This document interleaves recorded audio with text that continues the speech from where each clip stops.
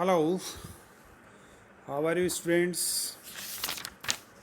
I hope you have been learning very well through these video lectures and PDF files. We have been doing Aristotle's Poetics since last 2 months.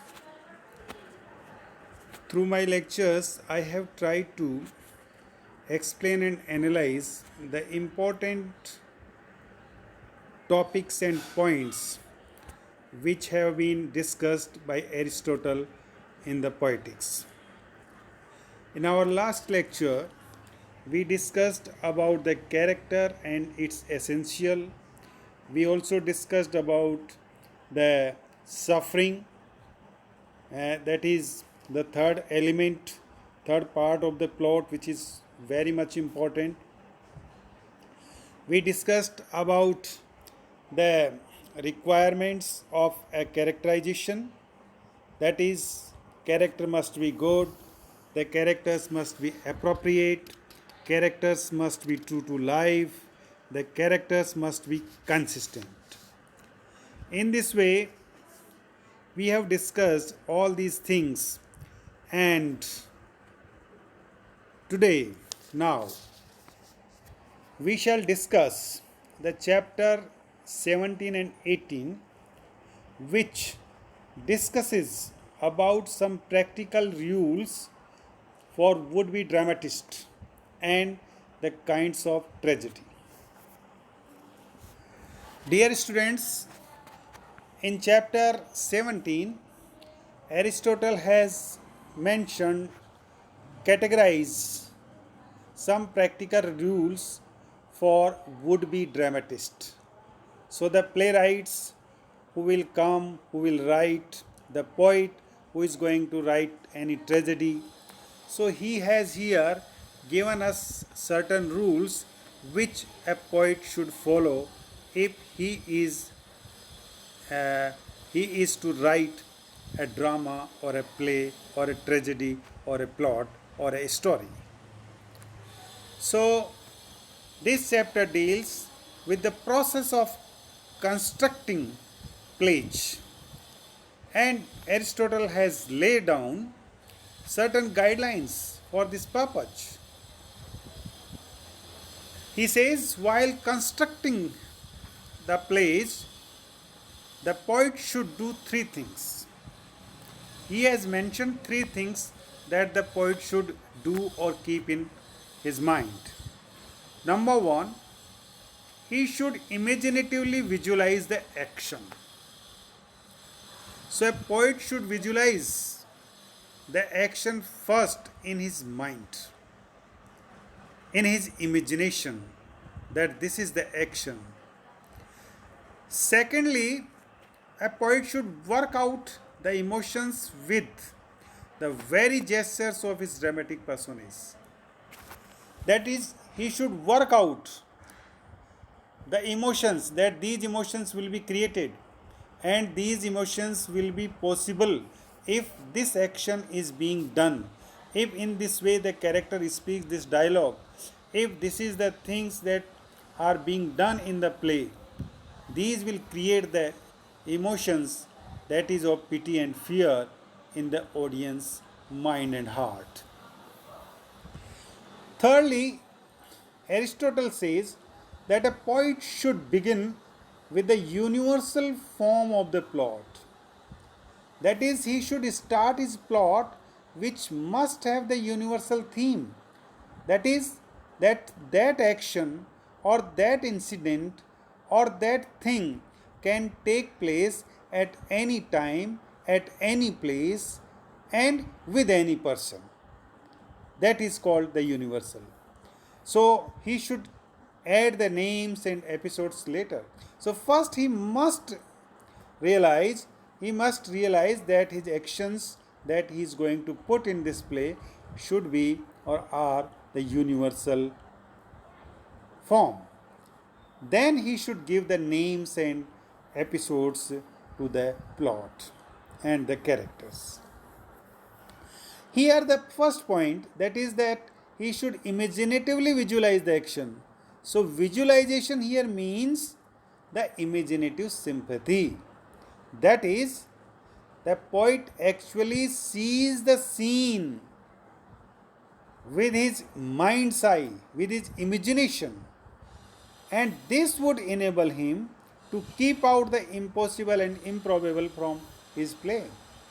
So, if he imagines himself, if he actually sees the actions and scenes through his mind's eyes, this will definitely enable the poet to keep out the improbable or the impossible things from the play.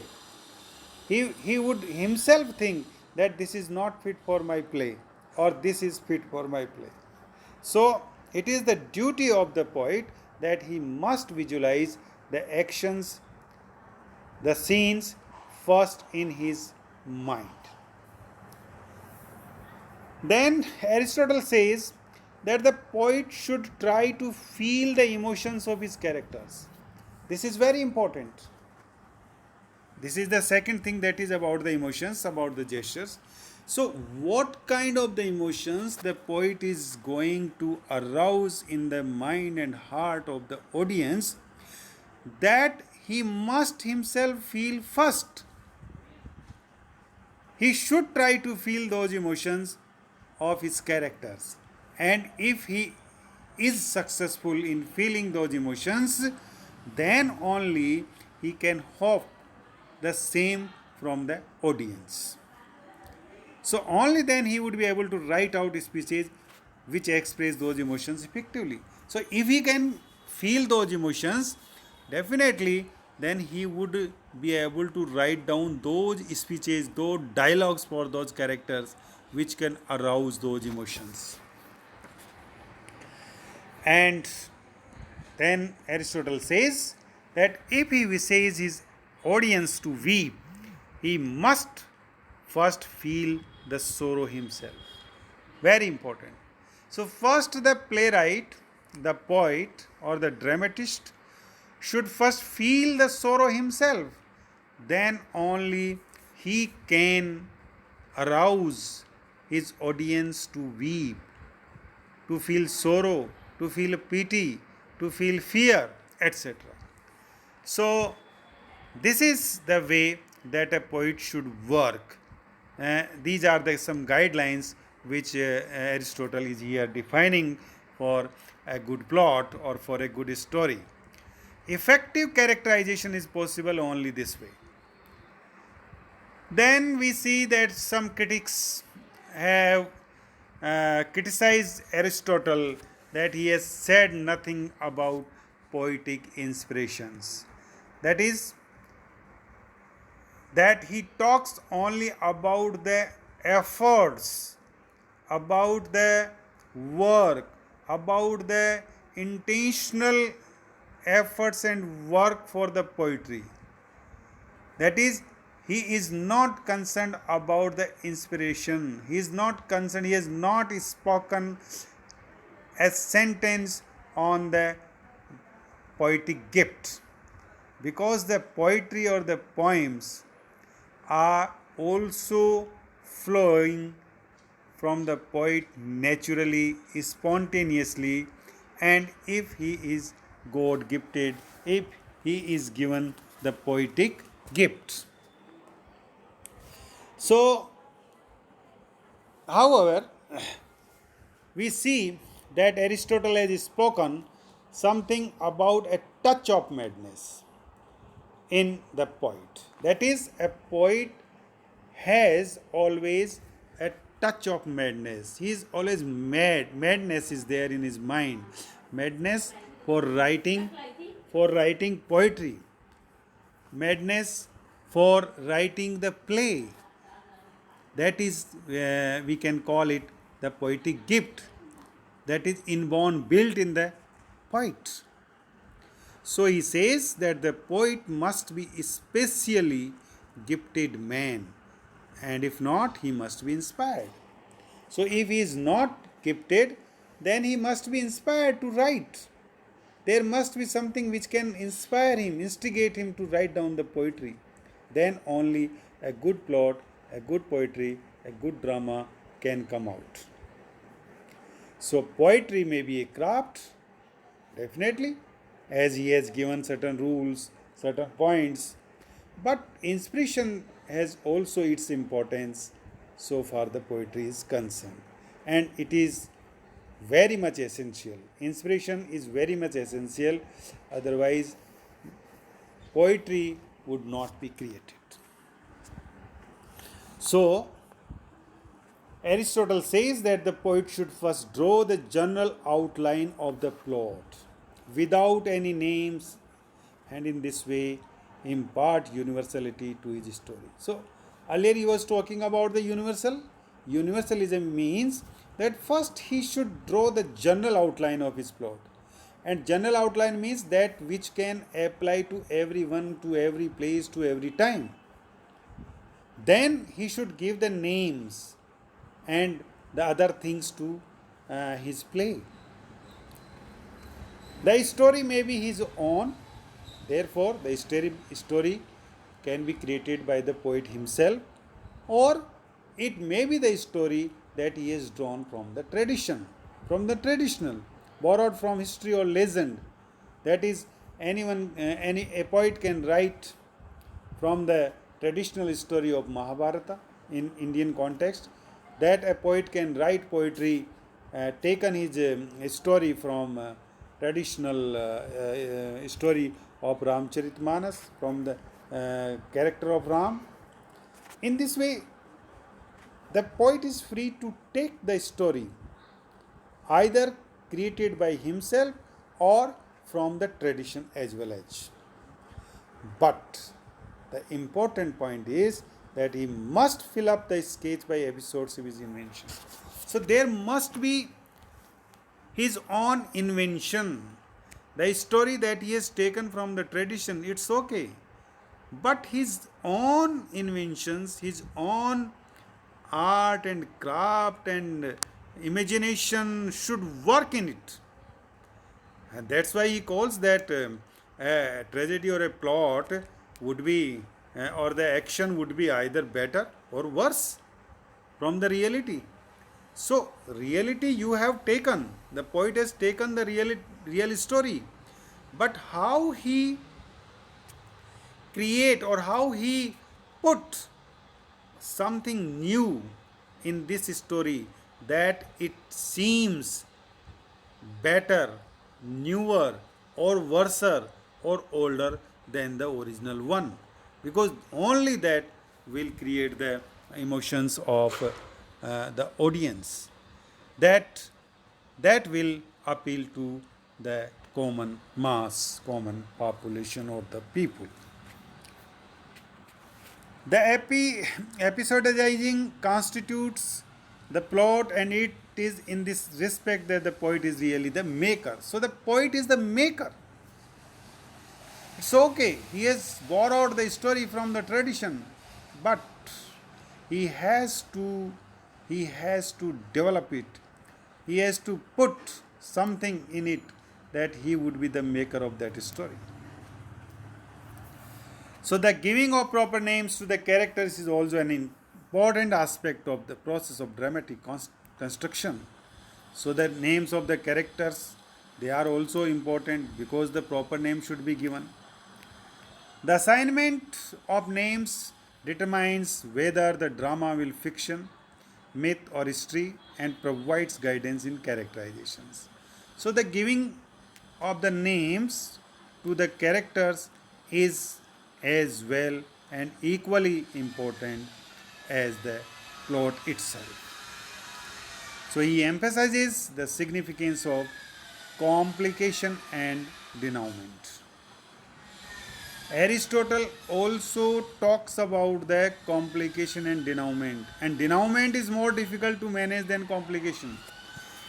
There should be, because we have read that Aristotle has categorized two kinds of plots, simple and complex, and he prefers the complex plot, and there must be some kind of complication in the plot that will only appeal to the people. But here he also talks about denouement. Denouement means at the end of story or the play, you open up, you explain every complicated thing. You explain all the complexities of the play. That is the denouement. Then in chapter 18, he also talks about the kinds of tragedies. So he talks that there are four different kinds of tragedies according to the four constituent elements of a tragedy. So there are four constituent elements of a tragedy, and similarly the tragedies are therefore four kinds. Number one, the complex tragedies with reversals. That is, we have read peripety and anagnorisis, recognition. That is reversal should be there. That will be the complex plot, complex tragedies. If reversal is not there, it's not a complex plot. That will be the simple plot, and simple plot will not be, according to Aristotle, is at all a tragedy, but that will lead to the comedy as well.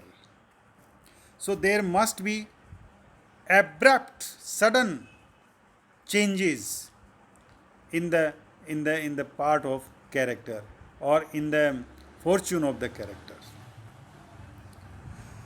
Second, he says the tragedy of suffering, that he has already defined, because the tragedy of suffering depicts painful events like wounds, deaths, and the like. And it derives its effect from incidents of a pitiable and fearful nature, because tragedy of suffering arouses our emotions of pity and fear. Tragedy of suffering shows us a character who is suffering, who is painful, who is, there are the wounds, there are the deaths, there are the murders, like that. There are the droughts, there are the havoc, there are the certain kind of the incidents, dangerous incidents that take place in the part of character. Third, that he talks about the kinds of tragedy is the tragedy of character, in which the speeches revealing character are important in themselves. So, in the tragedy of character means whatever the character speaks, whatever the vocabulary, diction, words that are used by character becomes the cause of the tragedy, becomes the cause of his tragedy, rather than as steps towards the final episodes. So, that is very much important in the tragedy of character. And the fourth kind of the tragedy that he talks about is the tragedy of spectacle. That is, it is a tragedy which depends upon the sensational effect which are produced by the actors, just like the costume designer and other mechanical and artificial devices.